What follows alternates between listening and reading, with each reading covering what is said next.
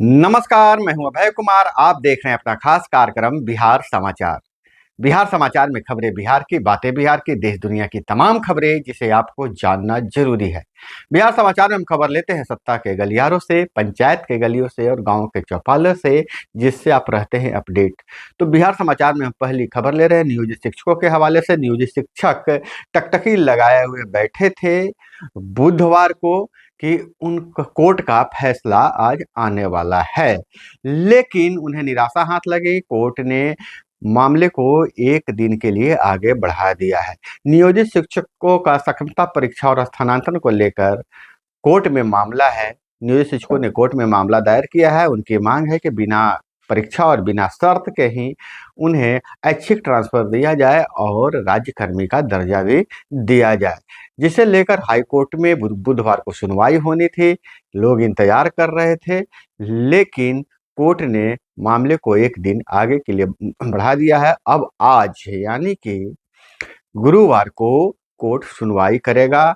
सूत्रों के माने तो 7वें नंबर पर कोर्ट यह मामला है और 7वें नंबर पर आज सुनवाई होगी।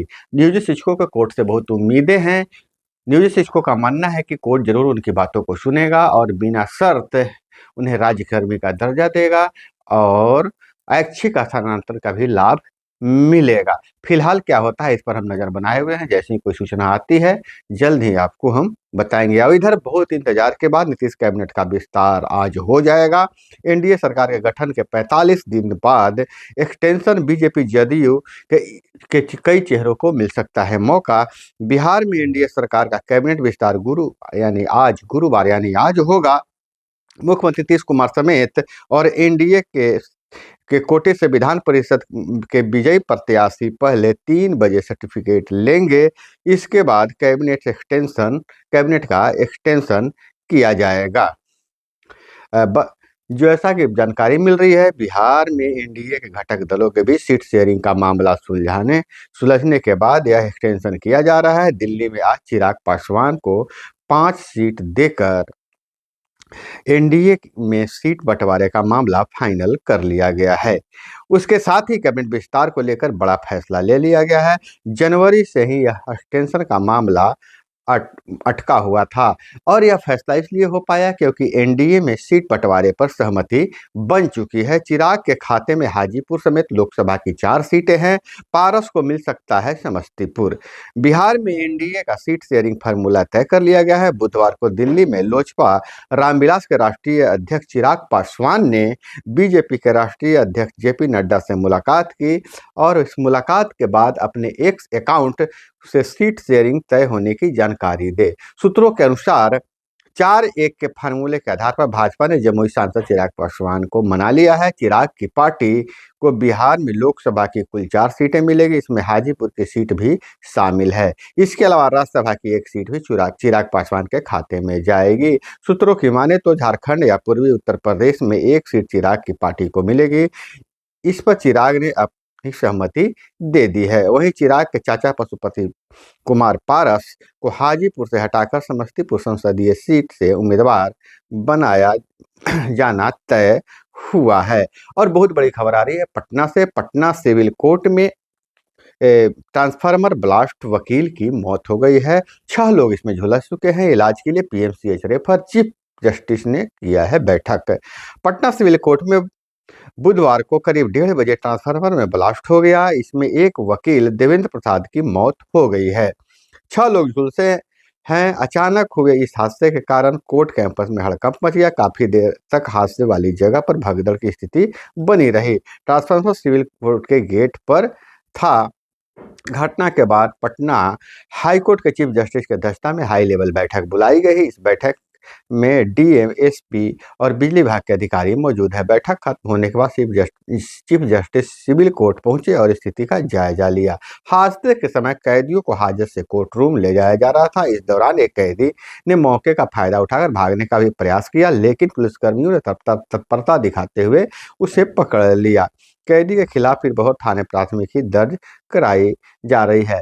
जैसा कि बताया जा रहा है कि वकील देवेंद्र दिव्यांग थे। वे रोजाना रिक्शा से कोर्ट आते थे। ट्रांसफार्मर ब्लास्ट हुआ तो देवेंद्र भागने की कोशिश की, लेकिन दौड़ नहीं पाए। इस घटना से वकील काफी आक्रोशित हो गए और 100 को कोर्ट परिसर में रखकर ही प्रदर्शन करने लगे।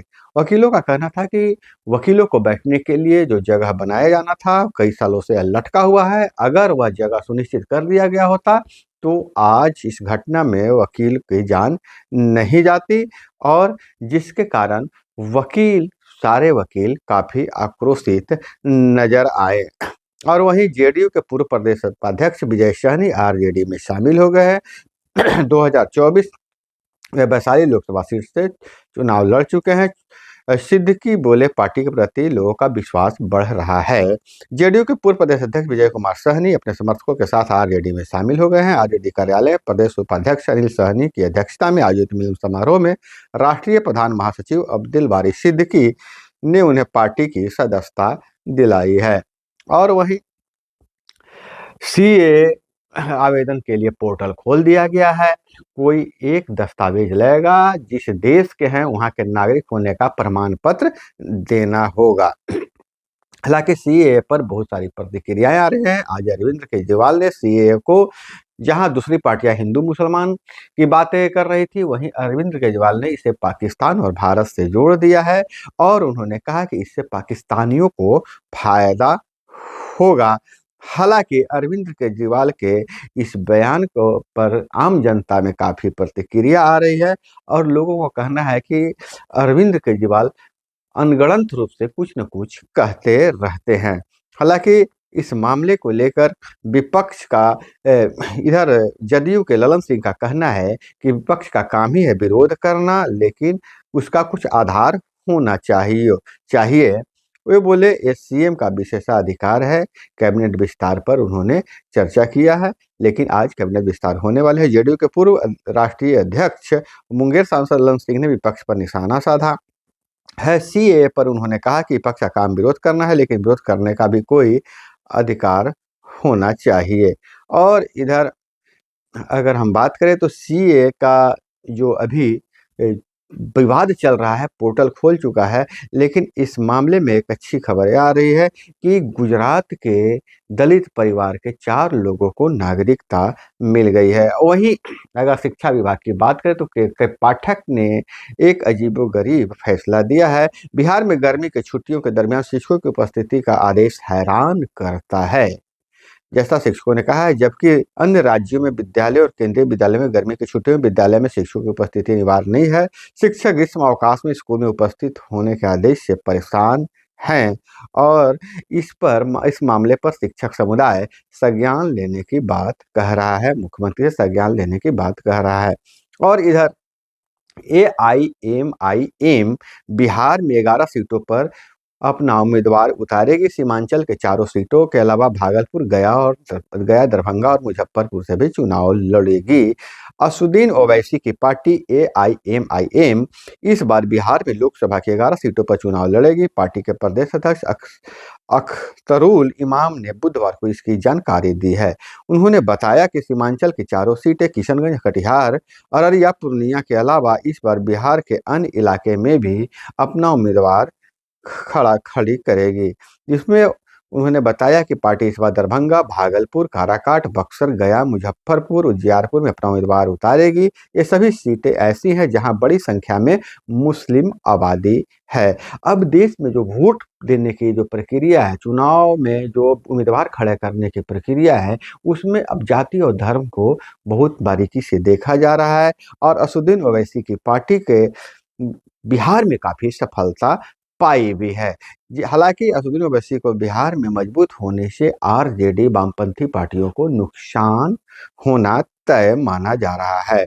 और वहीं तेज प्रताप ने नीतीश कुमार की मिमिक्री की और इसका वीडियो वायरल हो गया।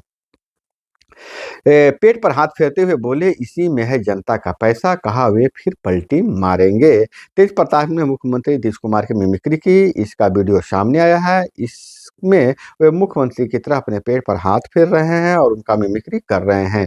पेट पर हाथ फेरते हुए तेज प्रताप कह रहे हैं कि इसका मतलब आप जानते हैं, इसका मतलब है कि बिहार की जनता का सारा पैसा जो है इसी पेट में डाल लिए हैं। इस दौरान वहां मौजूद लोग ठहाके लगाकर हंसते नजर आए। तेज प्रताप ने नीतीश कुमार को पलटू राम बताते हुए कहा कि वे फिर पलटी मार देंगे, उनका कोई भरोसा नहीं है। ये वीडियो 10 मार्च का है। तेज प्रताप समस्तीपुर में गंगा दियरा मोहनपुर प्रखंड में दशहरा गांव में लक्ष्मी नारायण महायज्ञ में पहुंचे थे, जहां उन्होंने नीतीश कुमार की मिमिक्री की है। और इधर सुप्रीम कोर्ट की सख्ती के बाद आखिर एसबीआई ने दे दी है चुनावी चंदे की कुंडली, 15 तक सार्वजनिक करना होगा डेटा। और इधर सासाराम से खबर आ रही है, स्कूल जा रही छात्रा को युवक ने रोका, नहीं रुकी तो सीने में मार दी गोली, हालत गंभीर है। और इधर अगर हम बात करें तो बिहार में एकमात्र आर्ट कॉलेज में अब तक नहीं शुरू हुई मास्टर इन फाइन आर्ट की पढ़ाई। पहले भी कई बार भेजा जा चुका है प्रस्ताव, पर अभी तक नहीं हो सका है निर्णय।